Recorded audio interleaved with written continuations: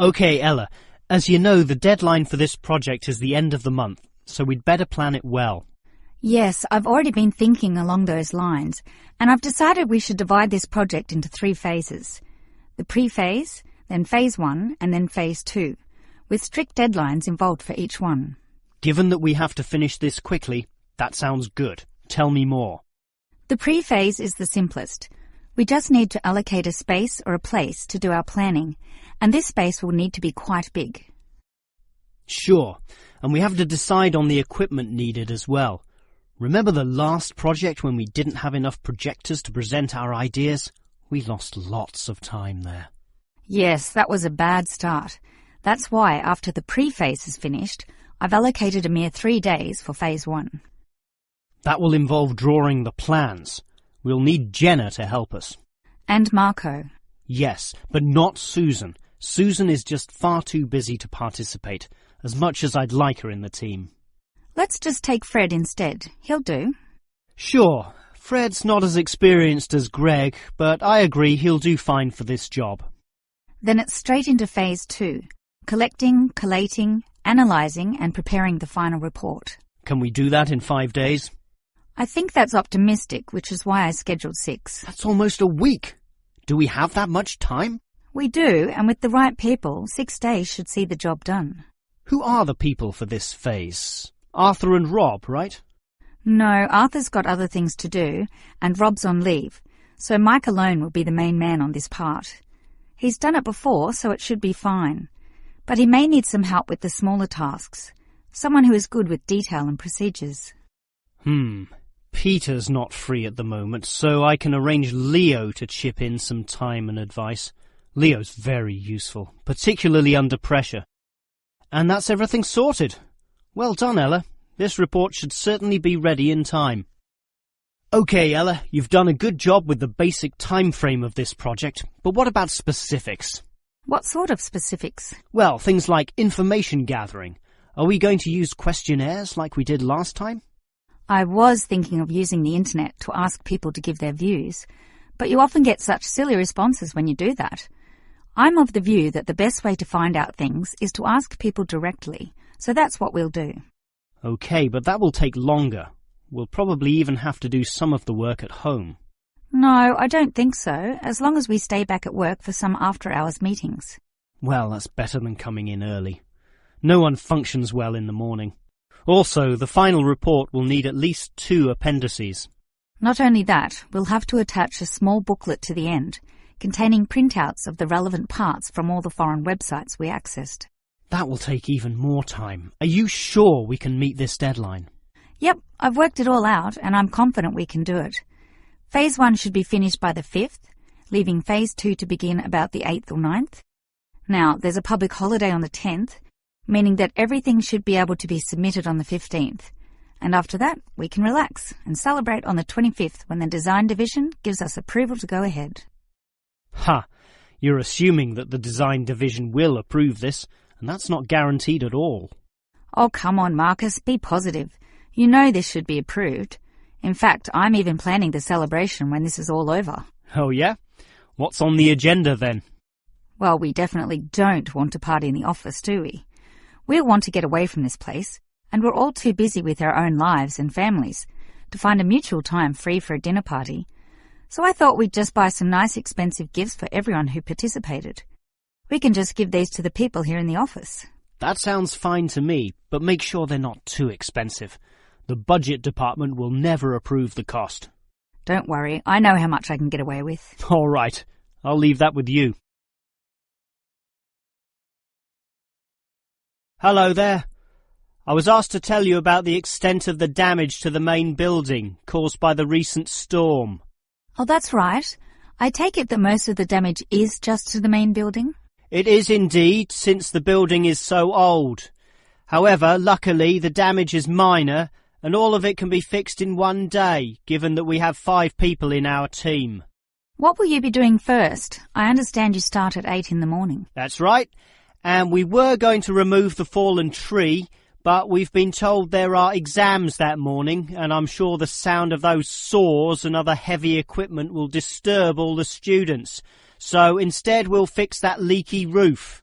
That's a 4-hour job, since it involves substantial repair, not like fixing broken windows, which can be done quite quickly. So you'll fix the broken window after that, from midday? We could do that, but since we'll be working in the ceiling, it's more logical to get rid of those birds' nests there. It's a small job, but will require crawling inside the ceiling cavity, which is not an easy exercise, so that will take about an hour. But this is good, since by that time the exams should be over, and we can address that tree which has been blown over, after our 1-hour lunch break, of course. It will be quite noisy dealing with that, but it will be finished by 3 o'clock. Some of our staff will then leave to fix things on another site. An office nearby needs a new window. But 2 of us, including myself, will remain here to paint over that discoloured patch of wall in your office. Oh, good. It looks so horrible at the moment. Well, we'll certainly make it look good once again. And in the last hour of our working day, we'll fix up that problem with the wiring. Apparently the power doesn't go to one of the classrooms. Probably some water has gotten into the fuse box, so we'll just change a few wires and clean up the moisture, and it should be fine. I certainly appreciate all the effort you and your team are taking to fix things here, but I do have one request. And what is that? You said you're going to paint the back wall in my office. Will it be the same colour as before? Yes, we'll make it a nice white colour. Well, that's the point. I'd prefer it to be yellow to match the furniture. The furniture is orange, actually, but I think yellow's a nice match. Can you do that? We can certainly do that. Yellow it is. Certainly a prettier colour than just plain white, or the blue in my kitchen at home for that matter. And we can leave the paint can with you in case you need to do some touch-ups or if the stain reappears. I'll just leave it in the garden shed, the one next to the main classroom. And incidentally, about those birds in the ceiling, I was just investigating and I heard the chirping of little baby birds in there, so there must be some young ones in a nest. I just thought you'd like to know that we can give them to a wildlife reserve. There's one in the next suburb, so that should not be too much trouble. Or you could give them to one of our teachers. I have a colleague who can raise them. I would say the wildlife reserve is a better option, since the people there are used to dealing with animals.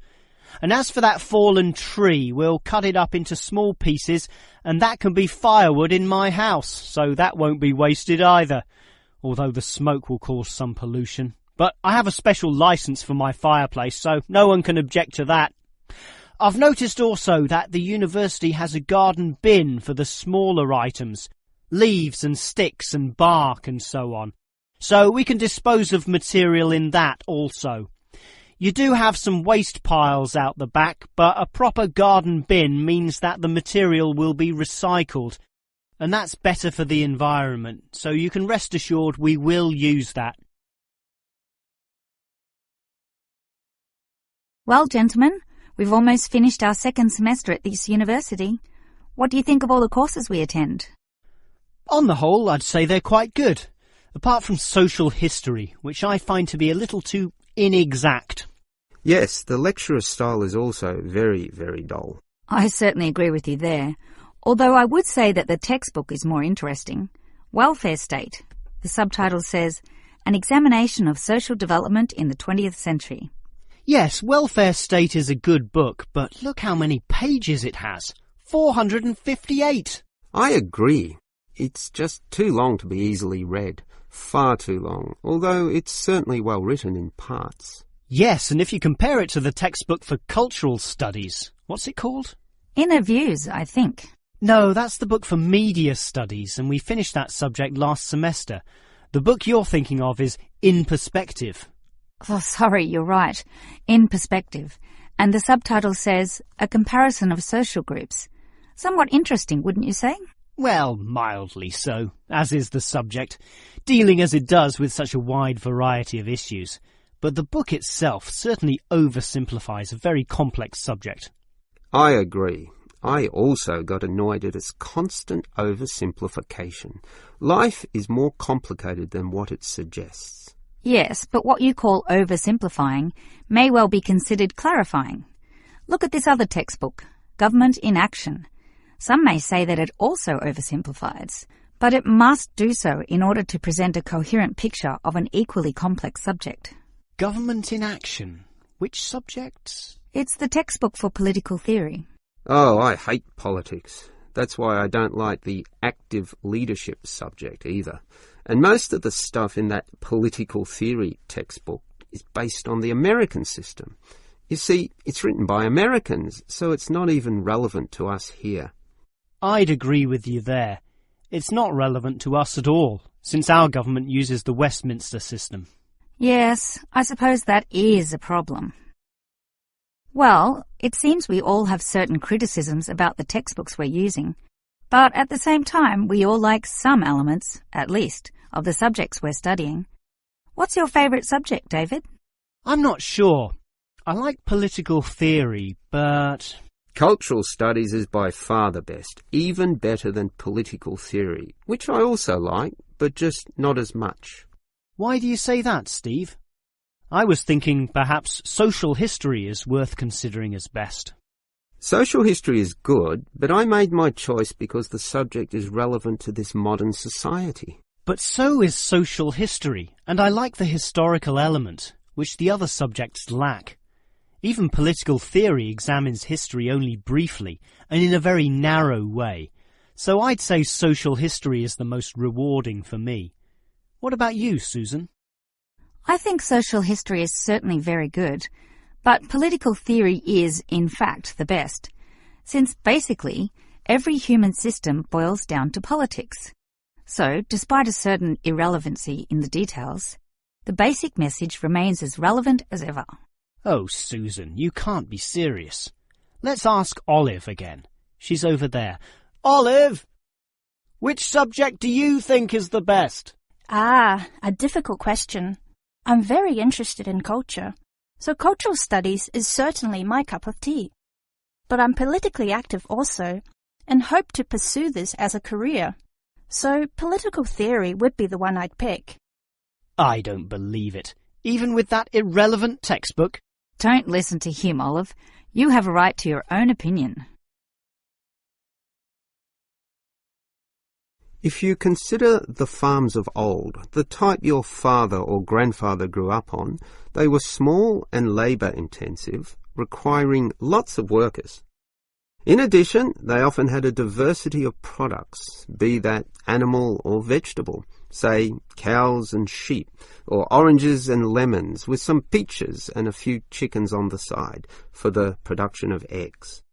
The many workers involved raised their families who needed products and support services, such as medical clinics and schools, so the small country towns had mercantile activity, storefronts and community participation with all ages present and a distinct town culture. And how it has changed. Travel to any small country town in virtually any developed country, and you will often see that these places are now somewhat forlorn and deserted, lacking life and vigour. Many of the residents have long since moved towards the big cities, so the country areas have become depopulated and their downtowns empty. This phenomenon is so predictable and widespread that it even has a name, rural flight or rural exodus, and it has produced some fairly predictable problems. As for the causes of rural exodus, the most obvious is the industrialisation of agriculture. This comes in two aspects, one of them being monocultural farming practices. What this means is that it is now more efficient to have one product and focus on its needs almost exclusively. So, for example, animal husbandry will usually involve a single type of animal, say pigs, but with huge factory farming techniques, or, in other words, the second aspect, economies of scale. This means instead of 200 pigs, there'll be 2,000, tightly fitted into small pens or cages with high-density waste disposal and automatic feeding systems. Yet, despite this huge size, it can all be controlled by just a dozen farm workers pushing the right button. You might not like it, but in a competitive market, the cheaper the overheads, the better, and one can't argue with market economics. It's simply the way of the modern world, and it has changed the face of rural districts, mostly for the worst. We can talk at length about the problem of rural exodus, but what about solutions? Well, there is certainly some cause for hope, since many are now feeling the negatives of increasing urbanisation, negatives which the countryside generally does not have. Thus, tourism, for example, is certainly one avenue of revenue and revitalisation. The most important consideration here is that the local residents themselves participate in developing such initiatives and deciding what happens, since outsiders, be they state government or city-based planners, do not fully understand the local settings, the possibilities which may be on offer, or the town culture, since even small rural areas can be highly distinctive from neighbouring ones. For example, the Daylesford area has developed a tourist industry based on the natural springs there, putting forward the angle that this water is relaxing and revitalising for the health. There has been the development of spas, saunas and small-scale accommodation within its picturesque hillsides. And another solution is to utilise the predominant local product. This takes advantage of the fact that many city people are developing a dislike for factory-produced and packaged foodstuffs. They are becoming interested in products that can be sold directly to them at a cheaper price, while preserving all the freshness from the tree or animal. It is important here that the country area is not only characterised by a specific product, but markets this idea well. For example, many areas of country Victoria have developed widespread grape growing and winemaking facilities and encourage wine tasting tourism, now a thriving industry with an international patronage. Similarly, Harcourt is famous for apples, Shepparton for mature cheeses, and Mildura for its citrus products. Such strategies, done well, give hope that rural areas can revitalise somewhat and once again be lively and interesting places to live in.